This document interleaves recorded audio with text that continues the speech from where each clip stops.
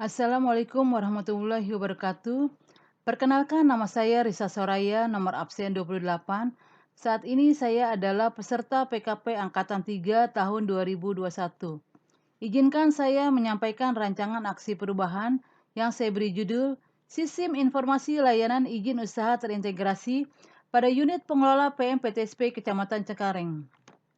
Adapun latar belakang dari RAP saya, indikasi masalah, berdasarkan data Sudin Pariwisata Kota Jakarta Barat, jumlah restoran yang ada kurang lebih sebanyak 316 restoran, sedangkan restoran yang sudah memiliki izin usaha sampai dengan saat ini baru sebanyak 59 restoran atau 18,67%. Berdasarkan hal tersebut di atas, untuk peningkatan optimalisasi penerbitan izin usaha khususnya TDP restoran di wilayah Kecamatan Cengkareng, perlu dilakukan perubahan terhadap pengelolaan sistem informasi layanan izin usaha agar dapat atau mudah diakses oleh stakeholder yang membutuhkan. Maka peserta PKP perlu merancang aksi perubahan dengan judul Sistem Informasi Layanan Izin Usaha Terintegrasi pada Unit Pengelola PMPTSP Kecamatan Cengkareng. Kondisi saat ini di mana data jumlah restoran, data pajak restoran, dan data izin usaha restoran pada masing-masing SKPD belum terintegrasi. Sementara kondisi yang diharapkan, data jumlah restoran, data pajak restoran, dan data izin usaha restoran pada masing-masing SKPD teknis sudah terintegrasi. Hal ini disebabkan karena satu, masih banyaknya restoran yang belum memiliki persyaratan izin usaha restoran.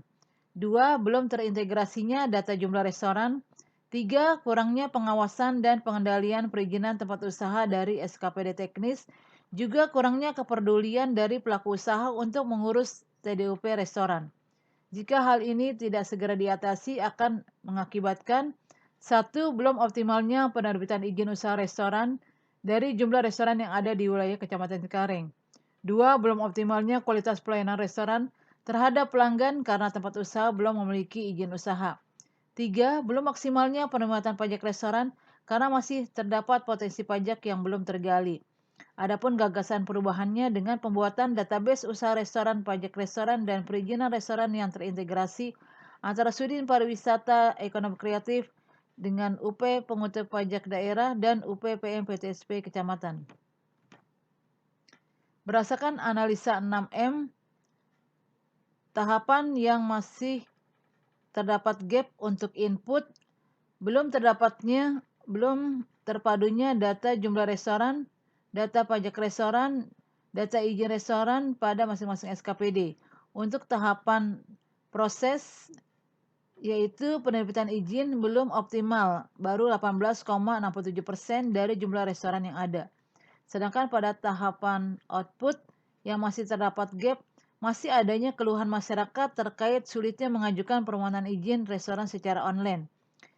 Analisa masalah prioritas utama berdasarkan kriteria ESG yang menduduki peringkat ke-1 adalah penerbitan izin belum optimal, baru 18,67% dari jumlah restoran yang ada. Sedangkan analisa masalah penyebab utama berdasarkan kriteria ESG yang menduduki peringkat pertama yaitu belum terintegrasinya data jumlah restoran, data pajak restoran, dan data izin usaha restoran pada masing-masing SKPD. Berdasarkan tapisan McNamara, penentuan prioritas utama yang menduduki ranking pertama dari alternatif solusi, yaitu pembuatan sistem database usaha restoran, pajak restoran, dan perizinan restoran yang terintegrasi antara Sudin Pariwisata, Unit Pungut Pajak Daerah, dan UP PMPTSP Kecamatan. Terobosan inovasi. Jenis inovasinya yaitu inovasi teknologi di mana sistem informasi layanan izin usaha terintegrasi secara online menggunakan Google Spreadsheet. Kriteria inovasi ada 5. Yang 1, memberi nilai tambah bagi organisasi dan stakeholder, di mana inovasi yang dilakukan meningkatkan kinerja dan pelayanan unit pengelola PMPTSP Kecamatan. 2, memiliki unsur kebaharuan, di mana inovasi belum ada database izin usaha, wajib pajak patuh restoran, dan jumlah usaha restoran secara integrasi pada SKPD di DKI Jakarta. 3, bisa direplikasi di mana inovasi yang dibangun akan mudah diakses dan dapat diterapkan oleh para stakeholder.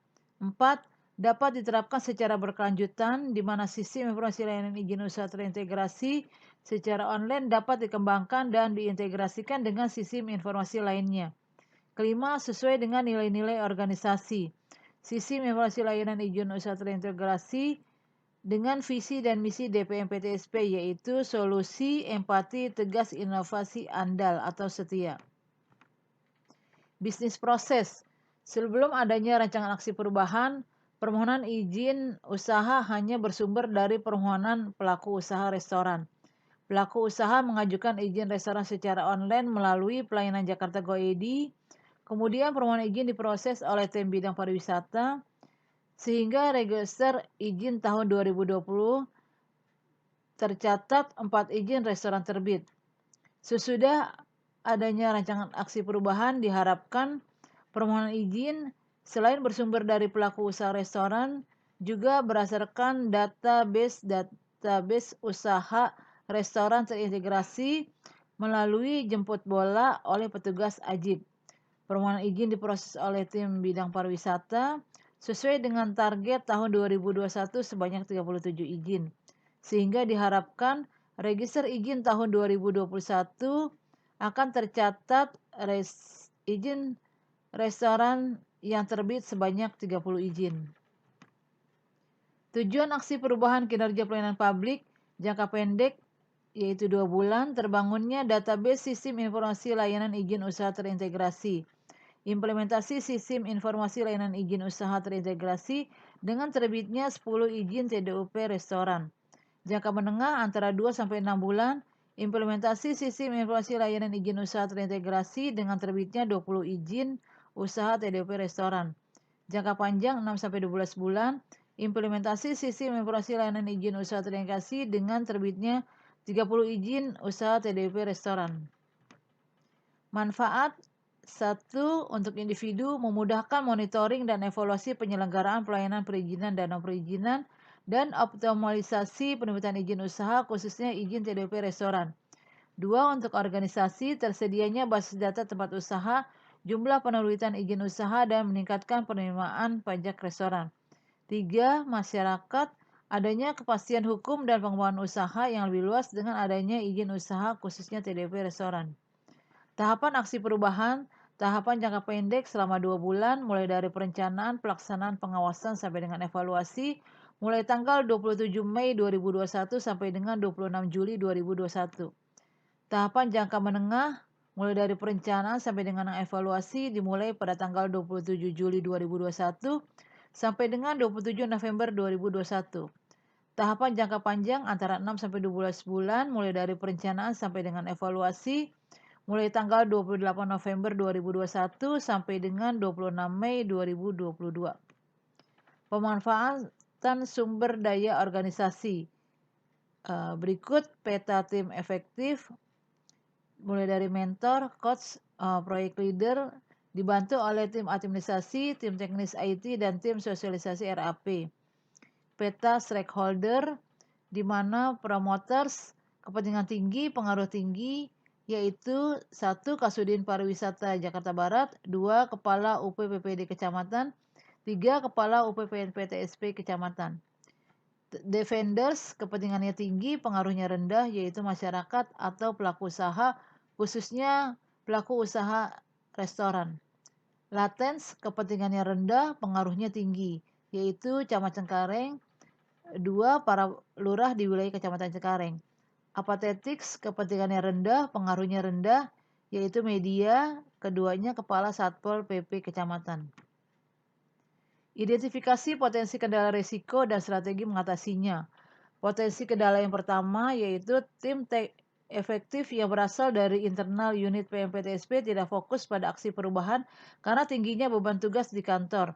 Resikonya, tahapan rencana aksi perubahan tidak terlaksana sesuai jadwal. Strategi mengatasinya, menyusun pembagian tugas yang jelas serta menyusun rencana kerja yang disepakati bersama. Potensi kendala yang kedua yaitu tim efektif yang berasal dari eksternal, yaitu narasumber, kurang bertanggung jawab pada pelaksanaan rencana aksi perubahan. Resikonya, tahapan rencana aksi perubahan tidak terlaksana sesuai jadwal.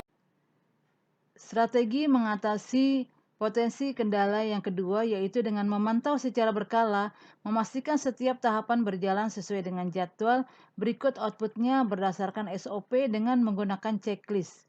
Potensi kendala yang ketiga, keengganan tim efektif untuk melakukan sosialisasi pembuatan izin usaha kepada para pelaku usaha. Resikonya, tahapan rencana aksi perubahan tidak terlaksana sesuai dengan jadwal, bahkan bisa terhenti. Strategi mengatasinya dengan membuat surat tugas kepada tim efektif, jadwal kerja, dan target penerbitan izin usaha setiap tahunnya.